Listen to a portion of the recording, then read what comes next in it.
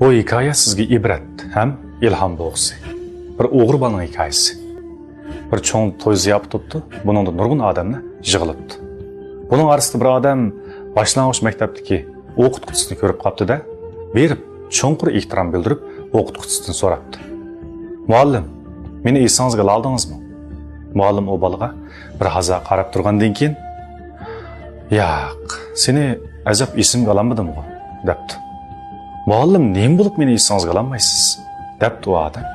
"Men ayni vaqtdagi sinfdagi bir bolaning soatini o'g'irlab olgan yiliqi o'g'ri bola shu bo'lman. Esingizga keldimmi? Bir soatlik darsingizda sinfda bir bolaning soati yutib ketdi. Ondan siz hammamizning yanchug'ini aqtirdiganligingizni aytdingiz. Hamda hammamizni o'rnimizdan turishga buyurib, tam tarafga qarab buyruq qildingiz. Biz o'rnimizdan turdik. Men rost gap qilsam, shu vaqtda intayin qo'rqib ketgandim. Men bolalarning va o'qituvchilarning oldida yuzim tushadigan bo'ldi deb, nayta qo'rqib ketgan. Lekin siz hammamizni tomga qarab turishni, shundaqla ko'zimizni etib olishni aytdingiz. Biz hammamiz sizning diningizdek qildik. Siz bir-birlab hammamizning yanchug'ini aqtirib chiqdingiz.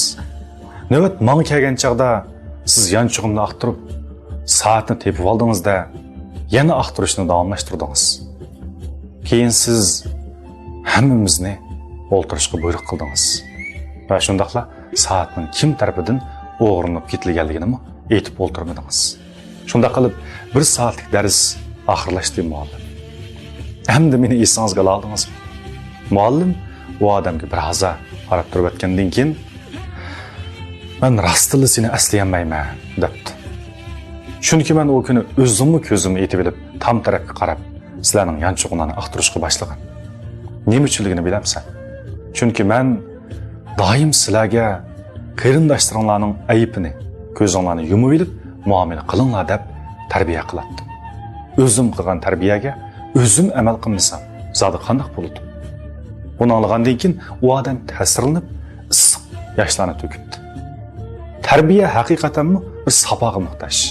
Tarbiya ahamiyatli va hikmatli bo'lgan chaqda ondan haqiqiy tarbiya hisoblandi.